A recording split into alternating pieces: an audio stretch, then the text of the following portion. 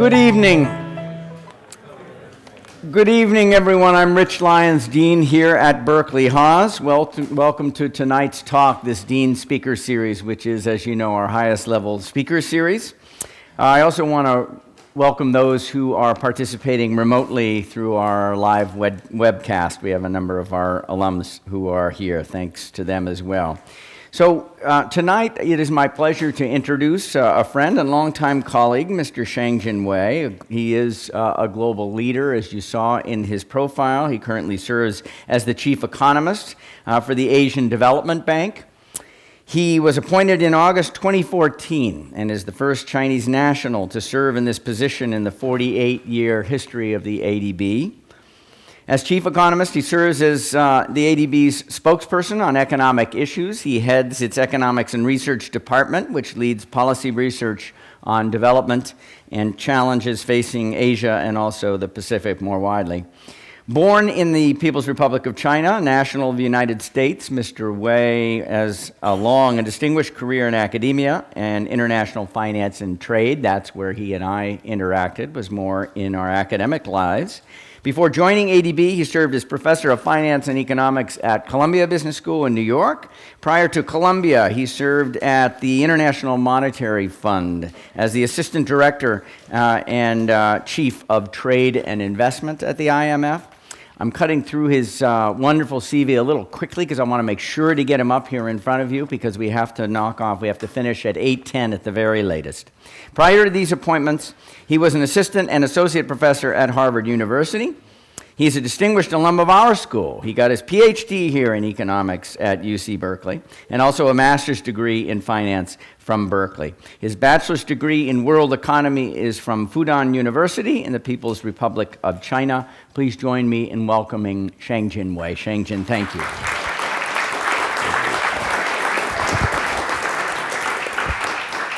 Thank you very much, Dean Lyon. Good evening, everyone. It's my great pleasure since I went to school at Berkeley, so this is homecoming for me. So I'm very happy to be here. You guys are very lucky. You have a dean who, not only his name is rich, he's truly rich in ideas and rich in style. So you guys are very, very lucky to have him as the dean. What I like to do with you first is to share some thoughts on Asian Development Bank's assessment of Asia's economy. You think about investment ideas, think about potentially where could be the next China. So hopefully I can make some contribution on that.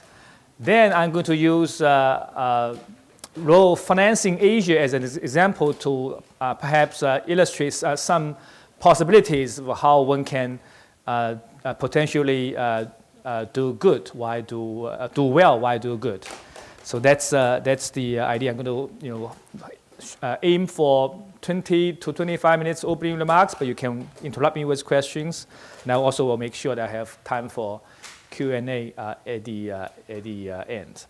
Now, when we look at Asia, I'd like to suggest perhaps the following four things. Number one, when we look at Asia, Asian Development Bank look at Asia, we think developing Asia this year and next year will be growing relatively steadily at about 6.3% a year. Now, 6.3% is somewhat lower than the average of the previous 5 years and somewhat lower than the average of previous 10 years. But put this in global perspective, this will still make Asia to be the fastest growing region in the world. If you think about where to grow your business, where your customers are coming from, you cannot afford you cannot ignore Asia. If you look at individual countries' contribution to global growth, that's another way to think about Asia's growth in global context. So from 2009 to end of last year, the world economy had been growing at roughly 4% a year, of which the biggest single country contributor is China, about 30% of the total growth, followed by India and followed by United States. If you look at our forecast for 2015, you get broadly the same pattern. The world economy probably will be growing on the order of 3.5%, of which China will be the number one contributor, followed by India, followed by United States. So this is where the global growth are coming from. Sometimes you hear statements like, world economy is running on a single engine, and that single engine is United States. So these statements will not be quite supported by data. So you're actually in a very good place. You, being on the west coast of US, you are in the midst of the high growing growth poles in the world. So that's the first thing we are seeing. The second thing we are seeing is across countries, so there are some variations in growth rate. We are forecasting that this year India is going to be grow faster than China. India is likely to grow at 7.8% for this year, and faster than China's growth rate, a bit closer to 7%. And in the next few years, this is going to be the pattern we're going to see. The higher growth rate in India, the forecast I just make, generates a lot of excitement in certain parts of the world, especially in India. Part of the reason for the bump up in India's growth rate, in the previous few years, people have been saying India's been growing at 5% or 6%. Also, now we're seeing closer to 8%. This increment has two pieces. One is the Indian government has changed the way it computes GDP and growth rate in GDP. And the other is additional growth momentum that's been released by various pro-growth, pro-investment policy changes or reforms that Modi government has introduced. So both pieces are important. So that's the second thing. The third thing is that if you do financial products, fixed income products, you worry about inflation, you worry about interest rate, exchange rate. Well, unlike in high-income countries, United States and so on, where typically when we think about inflation, we won't worry about could inflation get even lower? Could we get into deflationary risk danger zone? That's not the kind of worry for typical developing Asia. Japan, it could be a concern, although Japan's out of deflation by now. But for developing Asia, it used to have relatively high inflation rates. I mentioned India earlier. Let me mention India again in this context. India not long ago had a 9% of inflation rate. So against that background, we're actually seeing that developing Asia for this year, the inflation rate will be closer to 3%, and same thing for next year. And that represents a progress from previously very high inflation rate. And number four, we all know global oil prices have come down quite a bit. So the point that I want to make is that oil prices present a very good opportunity, useful opportunities for governments to undertake otherwise politically difficult reforms. So let me give you a concrete example.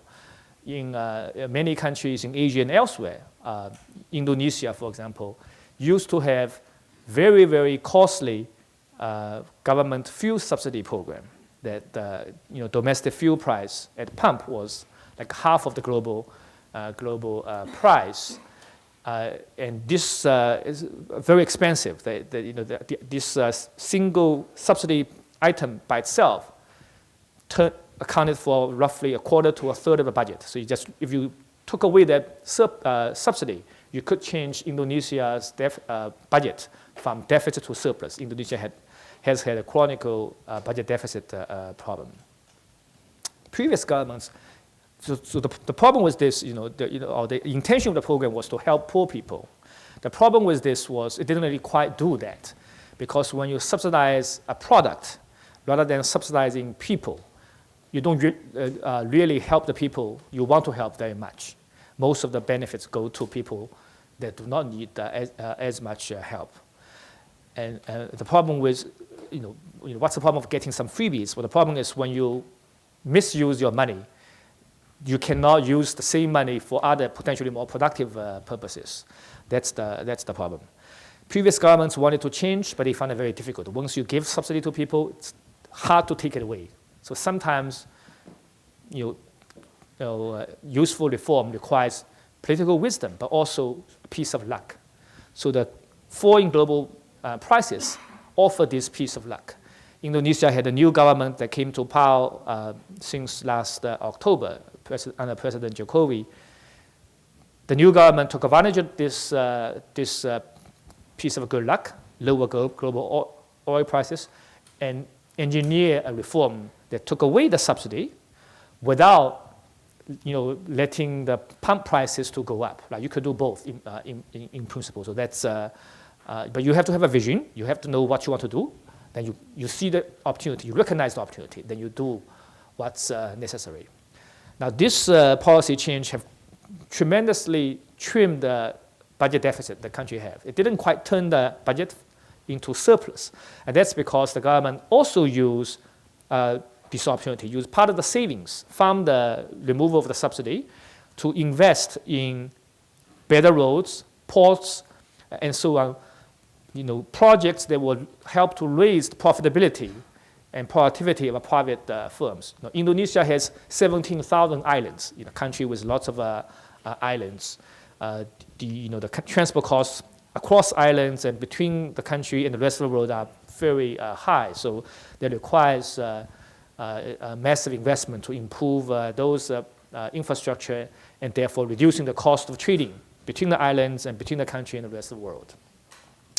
The government also used another part of the saving to now truly invest in projects that can be more directly helpful to the poor households. They introduced something called unconditional transfer, essentially give checks, money to the bottom 7.5% households and introduce what is called conditional cash transfer, additional money to the bottom 15% households. The conditional part of the conditional cash transfer refer to requirements that the household, in order to be eligible for those transfer, households have to make sure that their children go to school, children get immunization shots, and so on and so forth. Things that's good for the households anyway.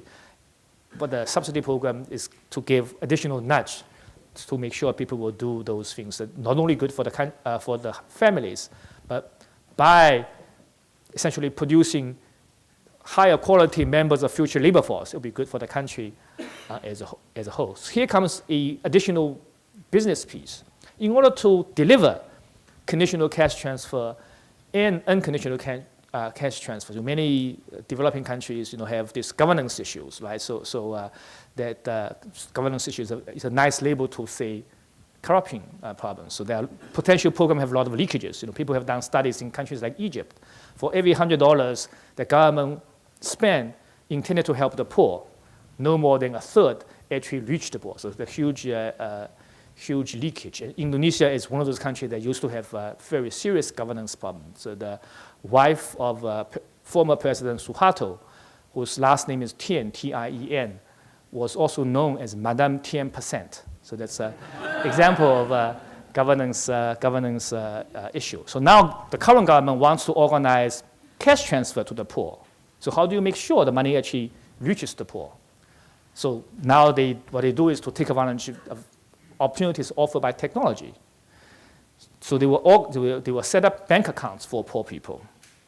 And then once a quarter or once a month, whatever frequency the government chooses, you get money sent to the poor household's bank account directly, bypassing all the intermediate steps. So there will be zero leakage, at least for that particular at that level, as long as you can identify the poor households relatively precisely. And my friends in Indonesia tell me by now that part is not the issue. So whoever has an idea about how to help government to, in future programs like this, to have a way to can circumvent, sort of existing governance constraint, other kind of constraint, and do government projects in a cost-effective way, we'll get business.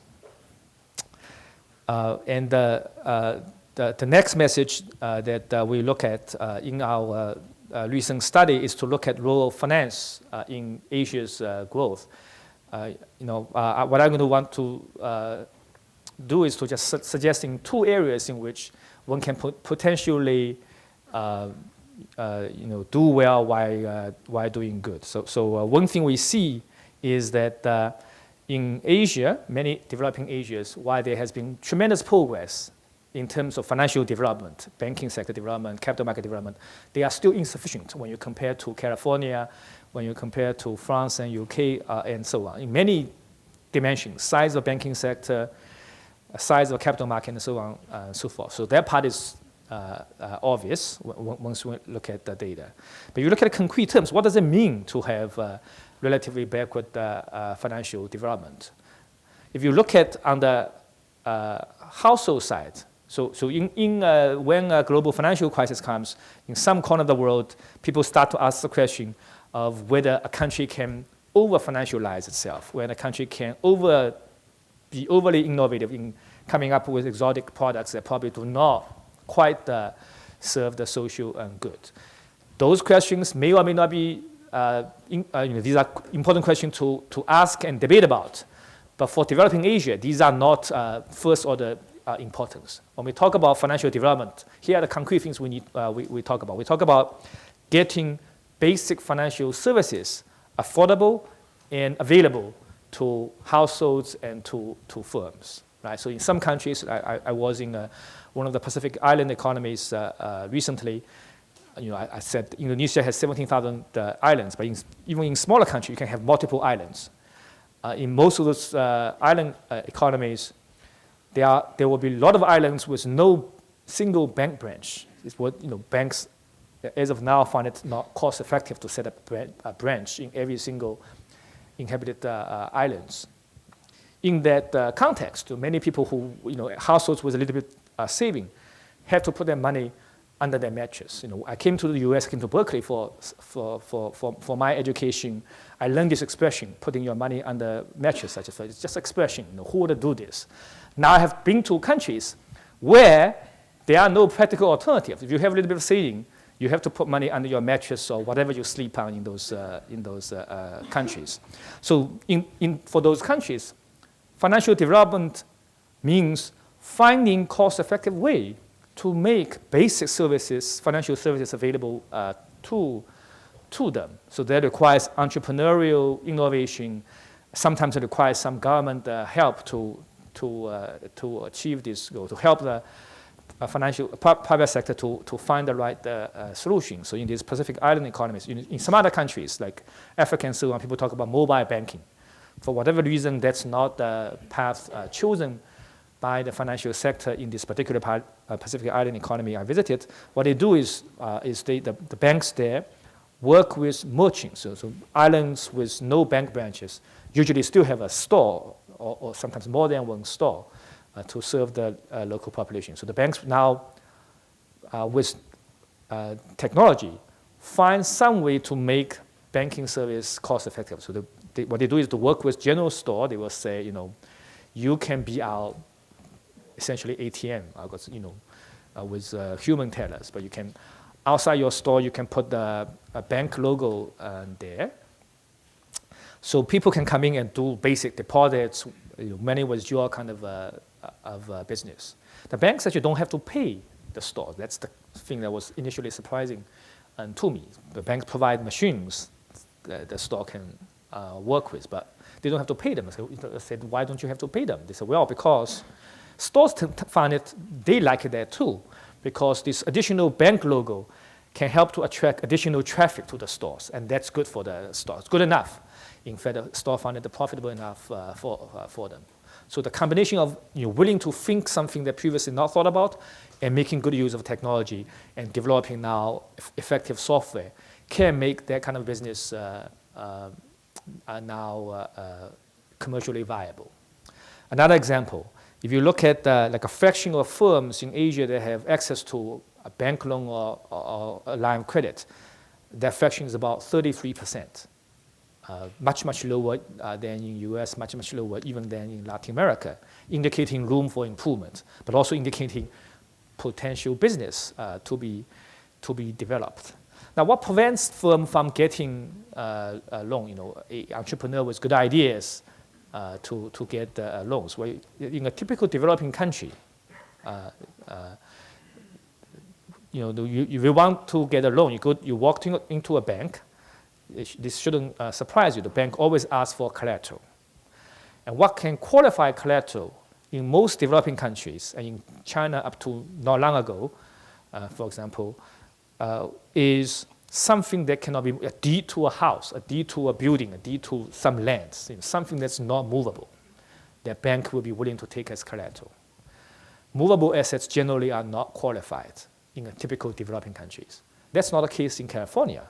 In California, I don't know when the innovation started, but sometime in the last century, people figure out a way, or banks figure out a way to accept a subset of movable assets is collateralizable assets. You can get a loan against those.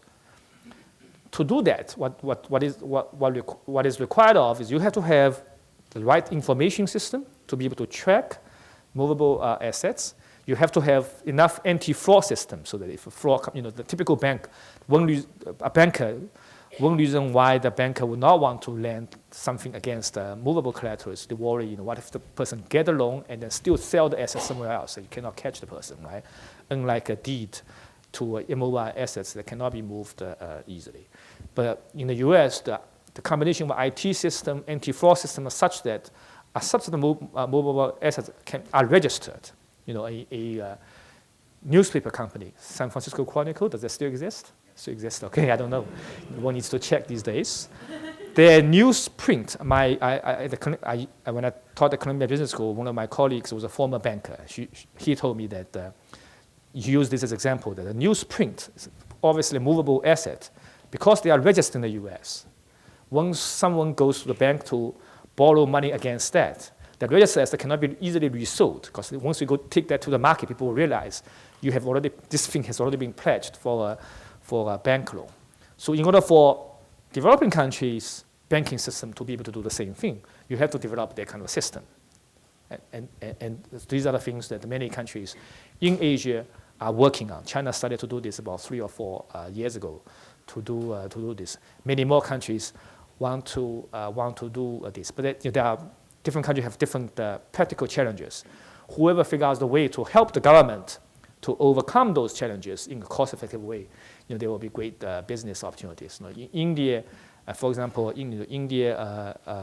many households, individuals still do not have unique IDs, right? So one of the project championed by former executive Infosys is to introduce a unique ID system, right? So that's kind of things that could be complementary. So still, it has not reached the entire population yet.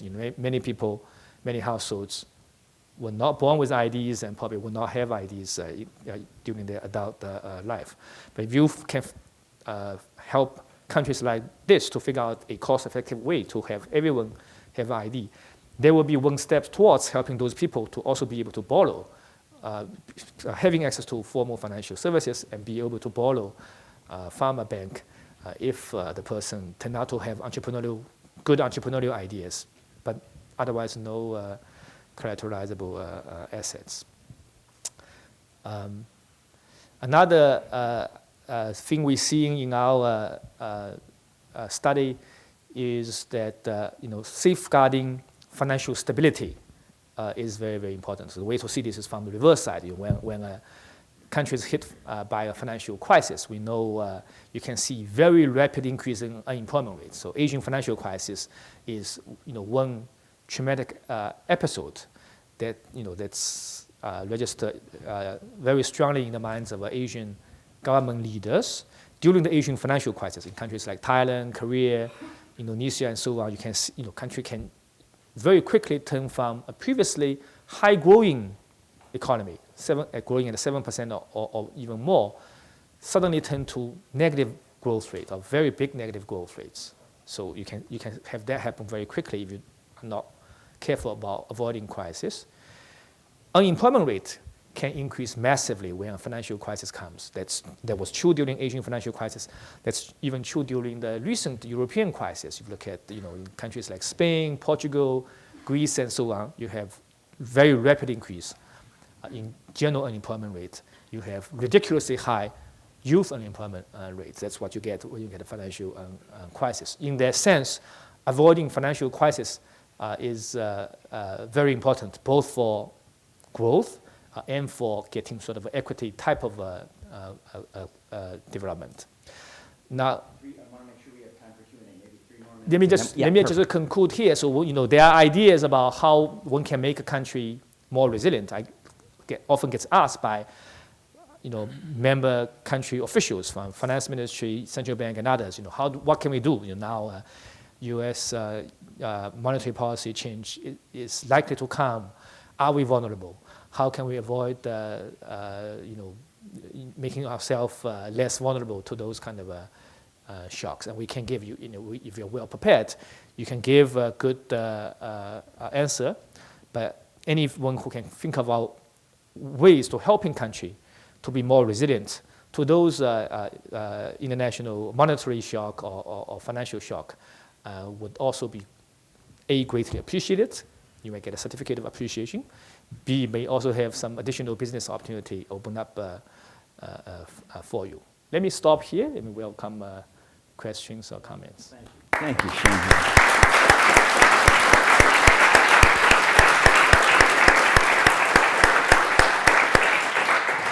So we are capturing this on video. I would ask that you use the microphones. I guess there's just one in the front of the room here. But if you have a question, please approach the microphone and take the lead.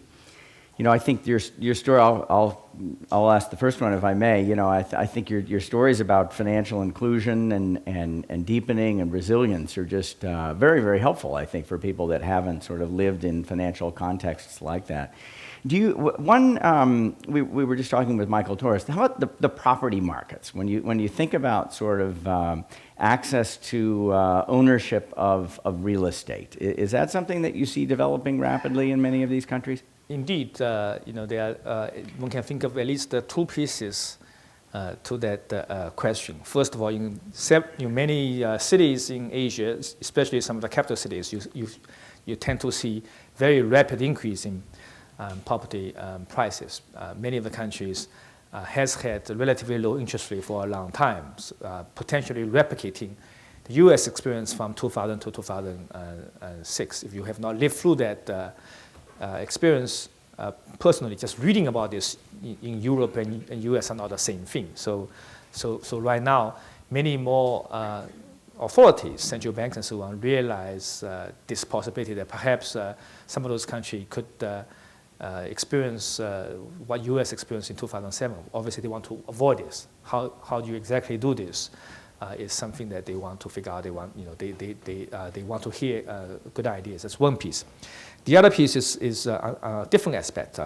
In order for development to grow, you always need, by necessity, sometimes you need to change the use of the land, develop previously undeveloped land, or and convert the existing uses to different ones. So this speaks to the issue about acquiring land, either undeveloped or existing land, for new development purposes. One of the issues one sees in developing countries, you see this very clearly in India, Indonesia, and so on, is that the process of acquiring land is very complicated, very, very costly. Some of the governments now see this as a problem, as a hindrance to development. Private sector people will tell you that is hindrance to their profitability, their investment plans, and so on. Government wants to find a way to reform this. Some of the governments, so India, Indonesia, are examples of this. But they find it not always easy to do this, politically not easy to do this. And I think someone needs to figure out a creative way. I mean, if the ultimate policy change to make the land acquisition process more efficient will make the pie bigger. In principle, everyone can benefit. Those kind of reform, in principle, should be able to organized. You can always do it in such a way that new developers will benefit, existing owners will not lose. Yet somehow, not every country has find a credible, creative way for that to happen, and that's, I think, is also an area that some creative thinking could be useful.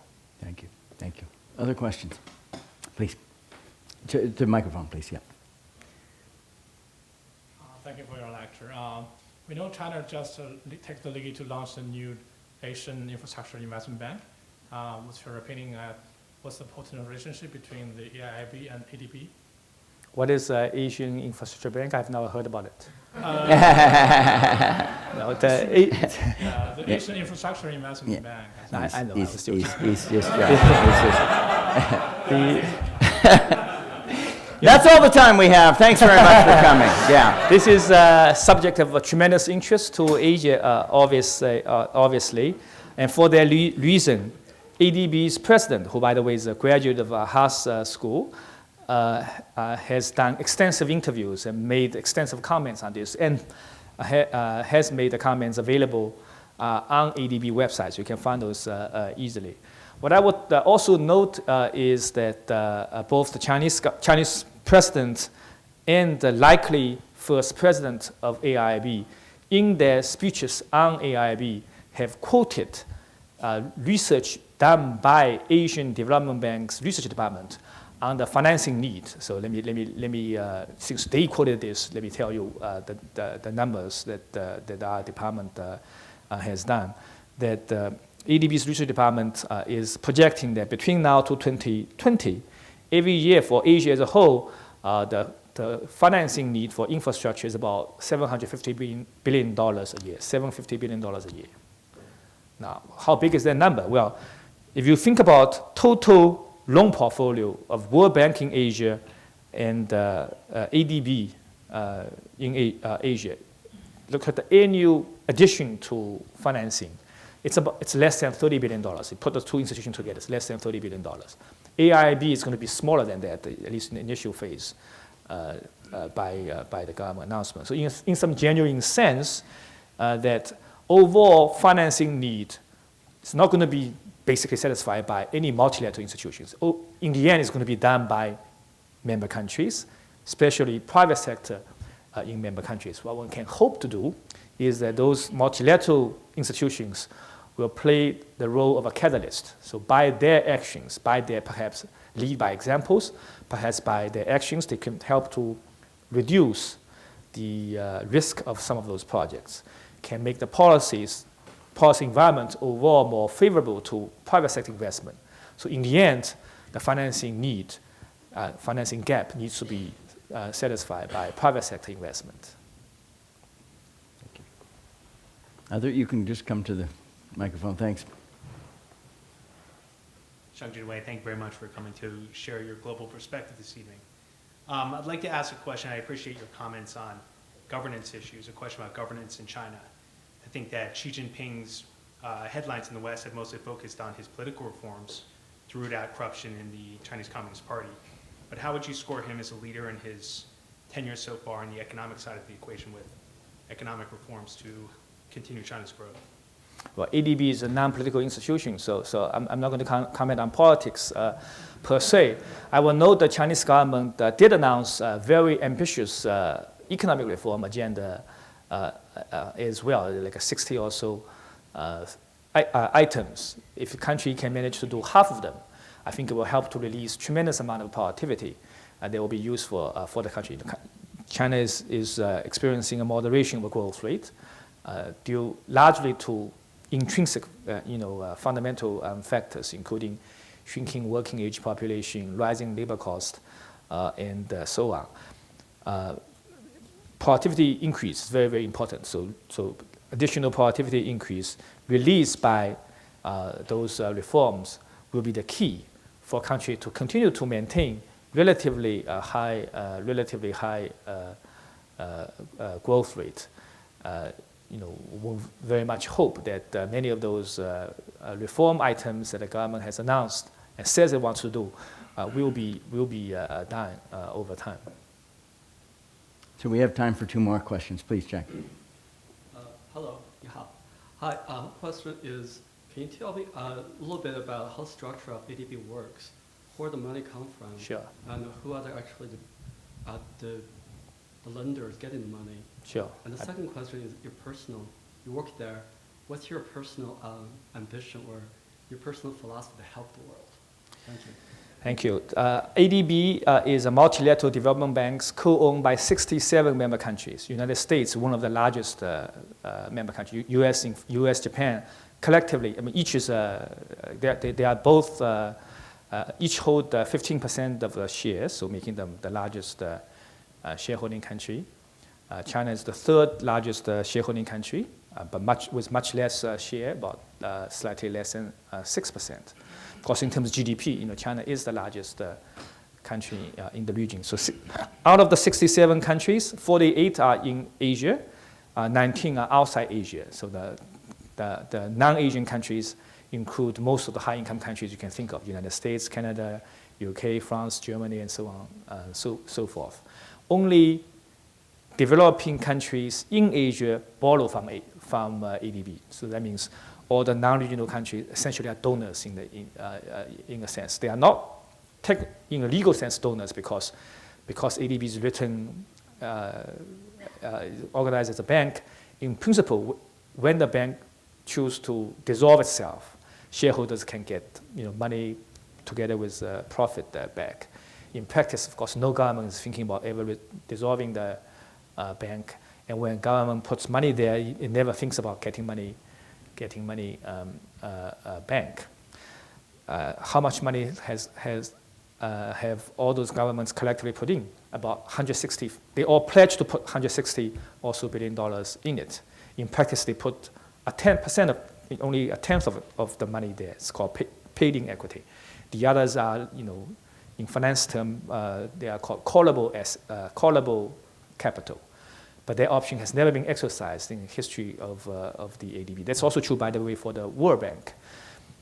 Where do the bank gets money to lend to member countries? You actually go to capital market to raise funds. And we raise funds. Every year we raise somewhere on the order of $150 billion or so. And we are AAA rated agency, so we get a very low cost of capital. And we make sure we manage our business in a way that we always maintain AAA rating. So that's our ADB's operation as a bank. When we go to clients, when we make loans, we are no longer behaving like a bank. We're behaving like a non-profit organization. Why do I say that? Because we make loans at the interest rate way below market interest rate. Let me give you a concrete example. So in China, that's a very typical example, right? So you go to a typical project. I visited the one in southwestern part of China. It's a project that takes water from faraway place and get it to a newly developed part of the Kunming city of Kunming. There are three sources of funding for that project. One is local government. The other is local government borrowing from Chinese capital markets, and the going rate, banks, the going rate was 7% for a 15-year period. The third is from ADB. ADB lends at LIBOR plus 0.6%.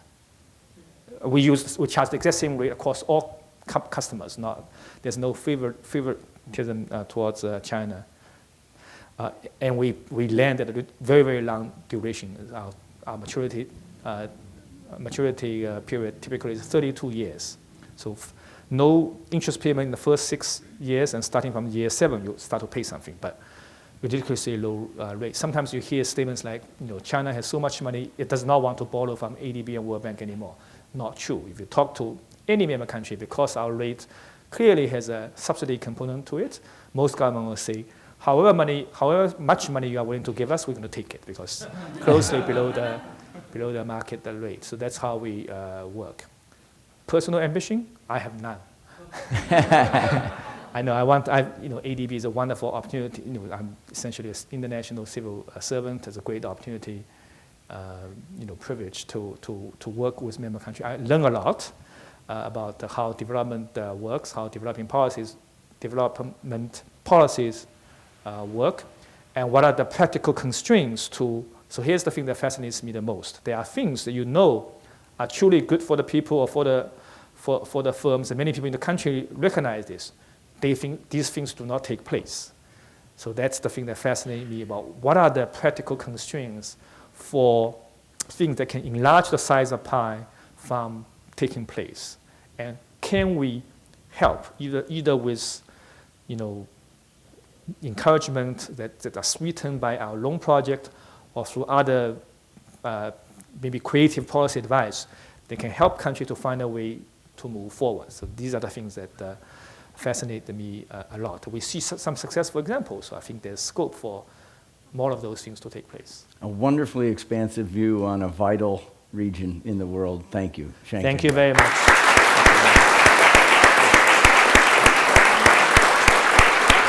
Thank you. Rich.